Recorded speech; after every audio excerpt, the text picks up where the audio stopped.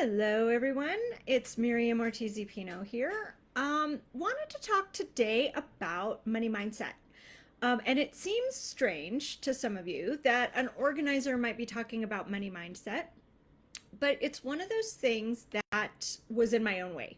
My limiting money beliefs kept me from reaching my business goals, kept me playing small and not investing in myself and my business. And it led me to feel a definite sense of lack for a very long time in my life.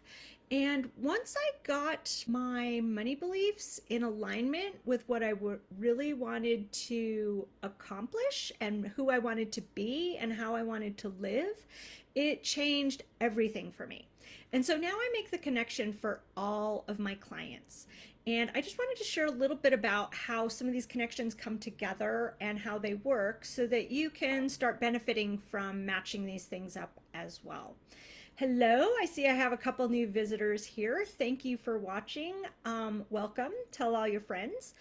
But the number one thing about money mindset is that whether we think of things as, or the world in general, as an abundant place or a place of lacking or that poverty mindset, as some people talk about it, it can really impact just how you interact with all of your things, all of your relationships, your hopes and dreams, and just switching a few things by reframing and practicing how to rewire your brain so that you think more in an abundant mindset than in a poverty mindset can change your life to being limited, to being expansive. It's the difference between having that feeling of I'm an employee, I can only make so much money, to being a freelancer of, ooh, I at least have freedom now, I can do what I want and charge a little more, to then realizing that you have to charge a lot more because your time is more precious because of that freedom, and now you are in charge of creating your own thing, to that professional mindset. All of those are connected, but they're also connected to just the way you view money itself when you're looking at what to spend money on in your business. Is it an expense or is it an investment? So often people say they can't work with me because it's just too expensive, or they don't have the money to spend on that right now, or it costs too much. These are all ways of talking about money as an expense, rather as I get to participate in this program that is an investment because it's going to pay off for years to come. When I teach something in terms of organizing, I teach it so you can use that skill for the rest of your life, whether it's in life or business. It is something that will pay off and save you time and money and effort very long term. And it's something you can pass on to your kids or your employees if you wanted to.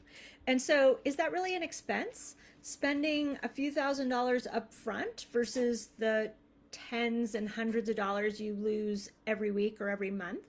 How long will it take you to recoup that money, right? How long will it take to save that money by doing this new thing? Often we buy things on credit that we don't need, and we don't think of that as an expense, and yet that's a true expense, versus investing in yourself or your business is usually some sort of an investment, not an expense. And along those same lines, it doesn't even have to be money. What else are you investing or expending in your business? Is it effort? Is it time? Is it frustration? What are the things that are impacting you day after day after day that will help you live that better life, do your best work, and really end the days full of satisfaction instead of frustration? So whether it's investing in yourself, your business, or your future, what could it be? What could be different? You know, what if you went back to school to get the education to go to work for someone else, but in that dream job you've always wanted? It doesn't have to be you running your own business, but what is the future? Is it investing? Is it, instead of spending money on those little things on your credit card, what if it was actually putting the money in an investment account? What if it was buying that real estate? What if it was buying that artwork? What is it that would help you and your future that could be looked at as an investment rather than expense. And then it makes it more fun to acquire that thing instead of acquiring all the little things that just end up in our way. There's also a connection when you think of these things as investments to the be better mindset. If it's an expense, it's just instant gratification. It's here right now.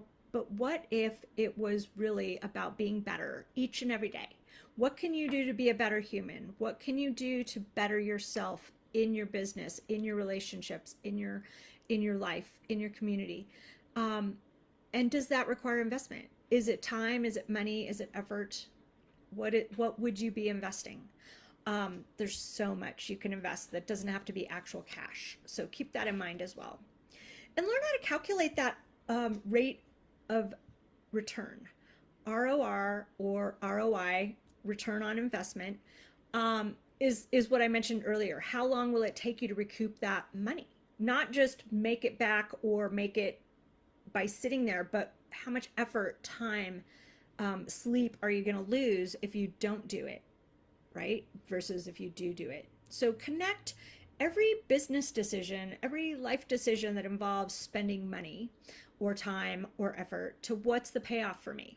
It's not a selfish what's the payoff for me, but it is a expansive.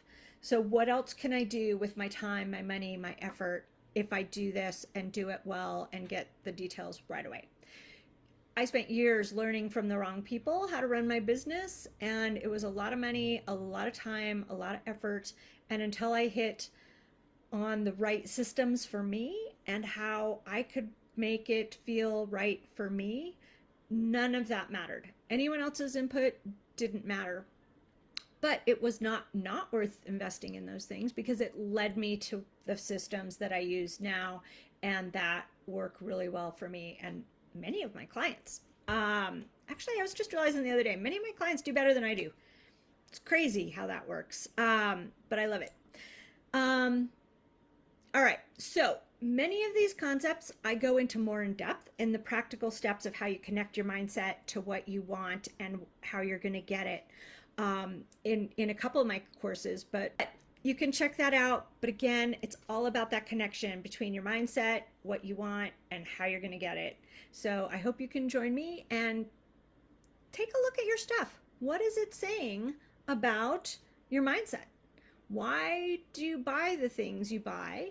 And why did you invest in them? Or has it just been expensive?